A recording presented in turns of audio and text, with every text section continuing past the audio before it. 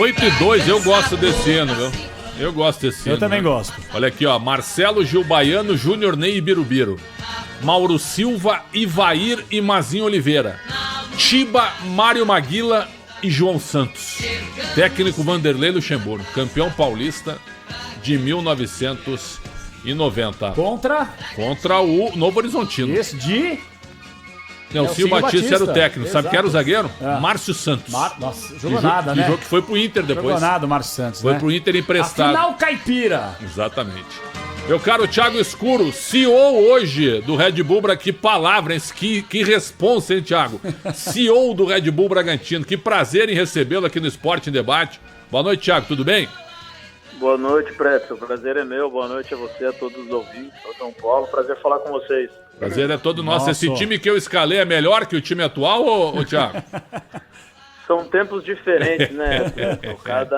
Cada um tem a sua genialidade no momento certo, né? Cara, era um belo time, viu? Esse time foi vice-campeão brasileiro. Esse time eliminou depois ganhou o reforço do Silvio, centroavante. Caiu. Thiago Escuro. Caiu. Já ele volta já. Esse time depois, viu, Capelanes? Ganhou o reforço do Silvio, centroavante, que era do Fluminense, jogou na dupla Grenal depois. E ganhou o reforço do ponto esquerda Franklin do Fluminense, que fez o gol contra o Flu na semifinal no Maracanã, eliminando o Flu em 91, para decidir o título contra o São Paulo. Título brasileiro em 91. Tele Santana, o técnico do São Paulo. Carlos Alberto Parreira, o técnico do Bragantino. Fantástico. Em 91. O Bragantino era uma marca realmente espetacular. E agora cresceu, né? Cresceu ainda mais com esse parceiro realmente fantástico. Me ajude, né? com uma coisa. Qual é a diferença de presidente para CEO? O CEO é uma sigla, né? Chief Engineer, né? Office, né? Alguma coisa assim, né? Como é que é? É isso. Você tá demais. Pergunta pra ele que tem a propriedade pra poder falar. É assim mesmo? É isso mesmo. Sabe? É uma sigla, é um termo em inglês onde o cara ele é uma espécie de um diretor-geral, né? Um grande responsável, né? Mas, meu caro Thiago, obrigado por nos atender novamente. A gente estava falando do time. O Bragantino foi vice-campeão brasileiro em 91 contra o São Paulo. Parreira era o técnico do Bragantino. E o Tele Santana era o técnico do São Paulo. Amanhã temos a semifinal, 6h30 entre Palmeiras e Bragantino. Na tua opinião, o Bragantino hoje é uma espécie de franco atirador ou por ser um confronto de Série A, as coisas se equivalem, hein, Thiago? Bom, Prédio, primeiro é importante resgatar essa história do clube, né? Foi um período ali muito especial, porque na verdade vem numa sequência, né? Sobe da Série B para A em 89, 90 campeão paulista, 91 vice-brasileiro, vários atletas projetados, treinadores. Então é muito bacana e prazeroso poder estar resgatando isso que Bragança já viveu no início dos anos 90, podendo viver de novo aí recentemente, com o bicampeonato da Série B em 2019 e tudo que vem acontecendo. Eu não nos vejo mais como um franco atirador. Acho que a cada jogo, a cada semana, a cada competição, o Red Bull Bragantino vem demonstrando a consistência da forma como é gerido, dentro e fora de campo, a qualidade do trabalho do Barbieri com todo o staff técnico, desse grupo de jogadores jovens que estão crescendo, se desenvolvendo. É evidente que é uma situação nova para grande parte das pessoas dentro do clube. Atingir uma semifinal é muito especial. Temos pela frente aí um adversário muito forte, atual bicampeão da Libertadores, vem invicto na competição. O que eu acredito é que vai ser um grande jogo, por ser um jogo só. Esses jogos sempre trazem nuances especiais do ponto de vista tático, e eu espero que seja um grande espetáculo, que o torcedor possa usufruir. E claro que nós vamos trabalhar muito para buscar essa classificação, né? E a gente espera também, só João, 3 perguntas para mim e uma para ti. 3 normal. por 1, 3 por 1 3 normal. por 1, normal. Mas o Thiago, olha só para me lembrar, o Marcelo Martelotti era o goleiro, certo? Foi pro Santos. Gil Baiano foi pro Palmeiras. O Júnior foi pro Inter. O Birubiru foi pro Corinthians. O Ney Pandolfo foi pro Santos. Aí o Mauro Silva foi pro La Corunha. O Mazinho Oliveira foi pro Inter. O Alberto depois chegou. O Ivair depois acho que abandonou a carreira, que já era um jogador mais veterano. O Tiba foi pra Portuguesa. O Mário Maguila foi pro Juventude Parmalat. E o João Santos foi pro Coritiba e depois ele vai pro Inter. Então eu só tô fazendo essa referência de um time que foi campeão e que na época, né, era uma equipe que simplesmente colocou seus jogadores todos em clubes gigantes, né, com grandes carreiras também. O Red Bull Bragantino hoje, você tem essa preocupação? Ou quando aparece um grande nome, você tem um lastro para segurá-lo? Como foi o Claudinho, por exemplo, que despertou o interesse de todo mundo. Mas quando apareceu uma grande proposta do Zenit, aí você achou que era o momento certo de negociá-lo. Preto, na verdade, o nosso objetivo é a retenção o maior período possível, né? Então, a gente vem trabalhando isso internamente, vem gerando novas oportunidades para os atletas. Eu entendo que o fato do clube estar crescendo, atingindo competições como Libertadores, jogando em bom nível na Série A, nos ajuda muito. A consistência na gestão, na organização, na estrutura é algo que os atletas cada vez mais valorizam. Ter atletas com a nossa camisa chegando na seleção brasileira também é um ingrediente a mais. A transferência do atleta, ela acontece, no nosso caso, principalmente quando o atleta manifesta esse desejo. E aí sim a gente trabalha para fazer o melhor negócio possível, mas eu diria que é um efeito colateral do nosso trabalho, não é esse o objetivo. O objetivo é que ano a ano essa equipe esteja mais forte, mais competitiva e que em breve a gente possa brigar por grandes títulos dentro do futebol brasileiro e sul-americano. Ô Thiago, um abraço para você, boa noite, é o João Paulo Capelanes. A minha pergunta é em relação a esse tempo de evolução, porque chegou a nova franquia, o que eu particularmente esperava? Que vocês tivessem aí, obviamente, dificuldades naturais em início de qualquer projeto, né? Não é da noite pro dia que você chega numa final de Sul-Americana, como o Bragantino chegou, como você chega em mata-mata de Campeonato Paulista, como de novo o Bragantino chega, como belisca uma vaga na fase de grupos da Libertadores, como o Bragantino também conseguiu. Ao que você atribui, claro que é um ótimo trabalho nesse projeto da parceria, mas uma evolução tão rápida, uma vez que muitas pessoas, por exemplo, como eu, nós acreditávamos que o Bragantino levaria médio e longo prazo para começar a incomodar no cenário do futebol sul-americano, Thiago. Bom, João, boa noite, prazer falar contigo. Prazer é meu. Eu entendo que isso é multifatorial, aí, né? Um pouquinho de cada coisa. Não acredito que seja um aspecto único. Então, acho que o que todo mundo enxerga e até discute-se bastante é a consistência financeira. É natural que isso sim faça diferença. A gente vem fazendo investimentos em vários segmentos, aí, seja na infraestrutura, em atletas, em profissionais. Essa consistência se reflete também na relação com os atletas. Então, a segurança de salário, de boas premiações. Então, isso sim é um lado que é um ponto importante. Mas eu acho que principalmente em cada momento tendo uma visão muito consistente da ideia de futebol, né? Então nós temos uma ideia como clube de como jogar, um perfil de jogador bem estabelecido e a gente vem trabalhando ano após ano dentro dessa mesma diretriz. Isso vem fazendo com que naturalmente a gente venha crescendo, ganhando consistência.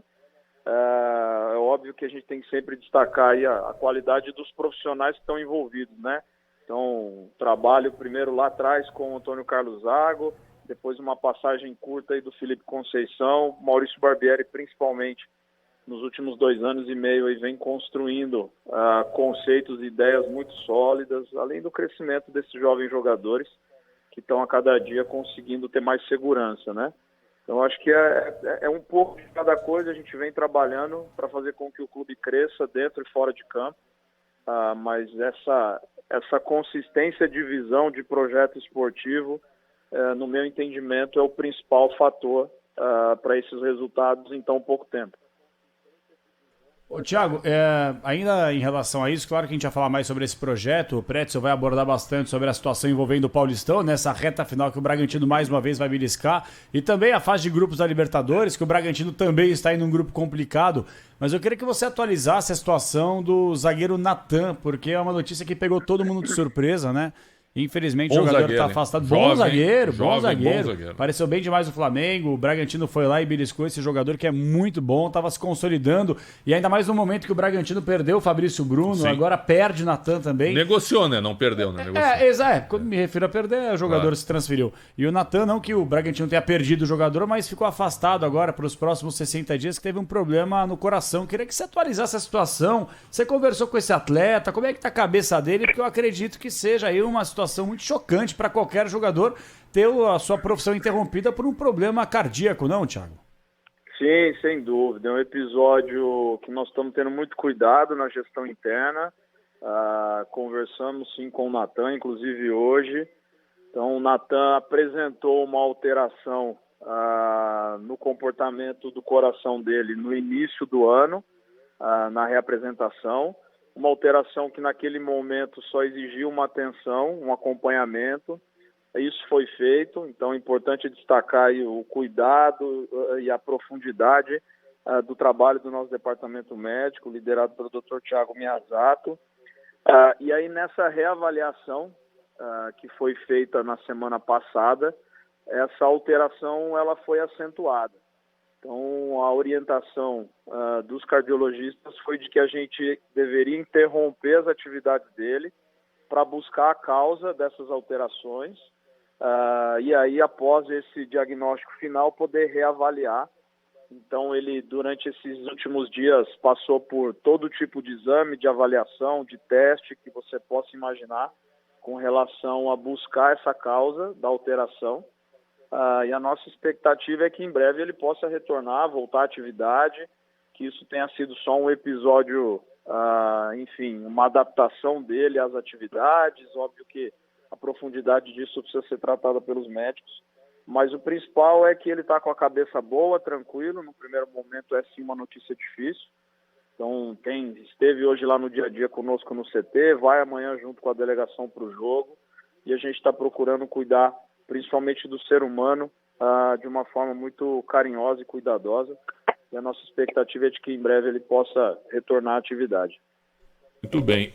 Olha, hoje, importante essa tua atualização, você manda um grande abraço pro Natan, que é um grande profissional e que ele tenha uma rápida recuperação. Agora, Thiago, avaliando os grupos da Libertadores hoje, assim que saiu o sorteio, sempre tem aquela conversa do chamado grupo da morte, né? O grupo mais difícil. E a gente interpretou aqui o grupo do Bragantino como o grupo mais difícil na primeira fase. Nacional do Uruguai, Vélez Sarsfield da Argentina e Estudiantes da Argentina, que veio pela pré-Libertadores. Então ele pode ficar no... Ele não tem bloqueio porque ele veio da pré-Libertadores. Ele é classificado. Então ele pode ficar no mesmo grupo que um outro argentino. São 3 campeões do mundo contra o Bragantino, com muita tradição. Você também tem essa conclusão, essa interpretação? O Bragantino pegou o grupo mais difícil da primeira fase, Thiago? Eu acho que primeiro não é fácil, né, fazer esse tipo de avaliação. Acho que são avaliações muito mais pautadas na história dos clubes e na representatividade das marcas do que necessariamente no desempenho atual de cada uma das equipes. Quando a gente fala de Libertadores da América, são as melhores equipes em cada um dos seus países no sorteio. Então não há caminho fácil, não há facilidade para ninguém. É óbvio que nós, por estarmos aí retornando a Libertadores depois de muitos anos, vamos ser sempre vistos como, vamos dizer, um iniciante aí nesse processo, nessa nova jornada, nesse novo ciclo e tempos de Copa Libertadores. A Copa Sul-Americana foi muito importante para nós nesse sentido. Nós enfrentamos grandes marcas, nós enfrentamos grandes equipes. Se eu não me engano, a única equipe da nossa trajetória na Sul-Americana que não está na Libertadores esse ano é o Rosário Central. Todas as outras estão dentro da Libertadores, ou seja, é sinal que, mesmo jogando a Sul-Americana, estavam fazendo uma grande temporada nas suas ligas. Isso os trouxe até aqui, assim como nós. Então é olhar cada jogo no momento certo, com o respeito devido. A dinâmica de volta do público muda bastante, os jogos fora e em casa, para todos.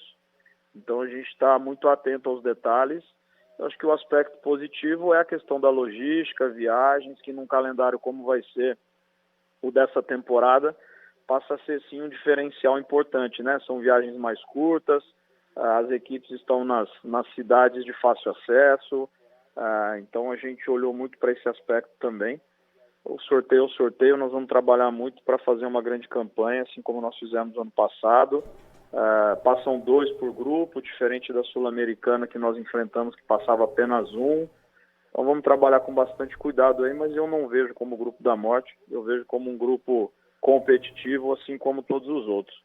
Muito boa resposta também. Mais 2 perguntas, a gente está chegando ao final da entrevista com o tempo combinado. Diga lá, João. Rapidinho, ô Thiago, acho que vale a gente sempre falar, esse grupo aqui é um pouco menos competitivo, esse aqui é um pouco mais difícil, eu acho que realmente o grupo do Bragantino é um grupo muito complicado, Nacional, Vélez, Estudiantes. Pensando nisso, vocês têm algum orçamento previsto para contratar mais jogadores? Vocês acreditam que o Bragantino vai contratar mais atletas para a disputa da Libertadores, Thiago? Não, na verdade, não a disputa da Libertadores, mas sim para o calendário, para todas as competições que nós temos nesse ano, né? Nós já sabíamos da Libertadores, por isso já fizemos alguns investimentos na virada da temporada. Já vínhamos trabalhando com a perspectiva de uma negociação do Fabrício, então nós já vínhamos tratando algumas situações de jogadores na posição. A situação do Natan colocou uma urgência ainda maior nisso. Mas a gente procura ser muito cuidadoso. As nossas decisões com contratação de atletas, elas passam por análises, por uma discussão muito ampla de várias pessoas dentro da estrutura. Não é só o investimento na transferência, mas assinar um contrato de 4, 5 anos com o jogador exige bastante investimento, tem que existir uma responsabilidade. Então, por mais que nós estejamos aí numa situação delicada nessa posição especificamente, a gente está trabalhando pela melhor decisão, não pela mais fácil ou pela mais rápida, mas a intenção é que sim, que a gente consiga ainda fazer algumas contratações ainda nessa janela, e aí é pensando sim em Libertadores, mas também em Brasileiro de Série A, em Copa do Brasil, e aí lembrando que pela primeira vez na história do futebol brasileiro a gente tem janela doméstica, né? Então os clubes vão viver um cenário novo, onde nem internamente vai ser possível fazer transferências, mas eu já entendo que nesse momento a gente tem um elenco bastante qualificado, muito mais pensando na dificuldade do calendário desse ano, em função de Copa do Mundo, ele se tornou ainda mais intenso. Muito bom. Bom, a gente começou a entrevista 8h03, então nós vamos até 8h23 pelo tempo estipulado. Tô levando vantagem nessa, hein, Thiago? Só para te segurar mais um pouquinho. Vamos lá, prazer para falar com você. Mas é brincadeira só, é claro, é a última pergunta. Assim, ó, eu considero... Não, o Lucas fica louco, né? Não, um abraço para ele. Lucas grande Bettini, Lucas, um abração. Maluco, Ele né? fica maluco, né? É o seguinte, o Palmeiras para mim é favorito, viu, Thiago? Mas evidentemente que por ser jogo único e por ser um confronto de Série A, não dá para descartar que o Bragantino possa passar nos pênaltis ou ganhando no tempo normal. Na tua opinião hoje, o Palmeiras ele tá à frente dos demais? Você enxerga o Palmeiras hoje? Quando você vai enfrentar o Palmeiras, você olha na tabela assim, ó, para qualquer competição, aqui é complicado. Vocês têm essa noção, vocês têm essa ideia ou não? O Bragantino vai ao Allianz Parque para jogar de igual para igual? Na minha visão, as duas coisas, Prédio. Acho que nós vamos ao Allianz Parque para jogar de igual para igual, respeitando a nossa identidade, respeitando a forma agressiva como a gente procura fazer todos os jogos, independente do adversário.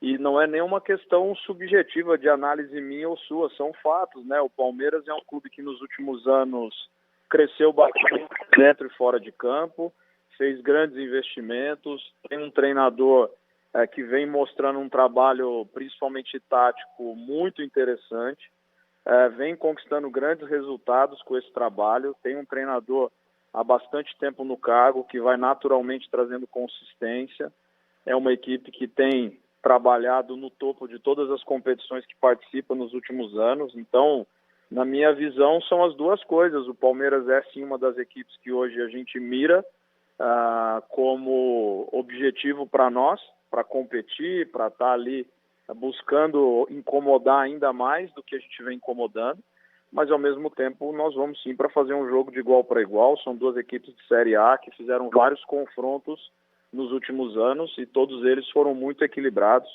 alguns mais positivos para nós, outros para eles, mas eu entendo sim que o momento do Palmeiras ele é muito favorável por tudo que o Palmeiras já vem construindo nessa temporada, né? Muito bem, Thiago Escuro, grande cara, parabéns pelo teu trabalho, obrigado pela tua gentileza em nos atender. Só a última aqui, do ouvinte, o Cleiton Moraes. Thiago, por que o Red Bull Brasil não monta uma segunda equipe da empresa em Jundiaí e fecha uma parceria com o Paulista? Olha. Estamos abertos à negociação. Torcedor do Paulista, campeão da Copa do Brasil em 2005. 2 times é complicado, né, Thiago, aqui no Brasil, né? Na verdade, tem que ter foco, tem que ter muita atenção, não é um processo tão simples, né? Nós temos 2 times, na verdade, nós temos o Red Bull Brasil, Sim.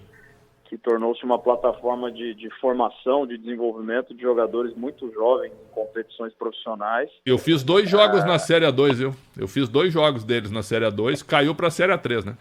Isso. A equipe acabou sendo rebaixada para a Série A3. Apesar disso, alguns jogadores já estão treinando com a equipe principal. O foco ali é o desenvolvimento individual.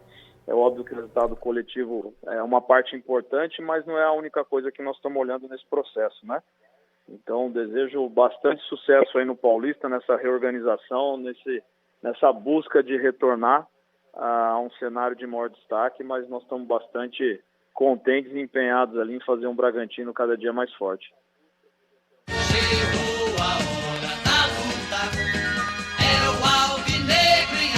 Que legal, cara.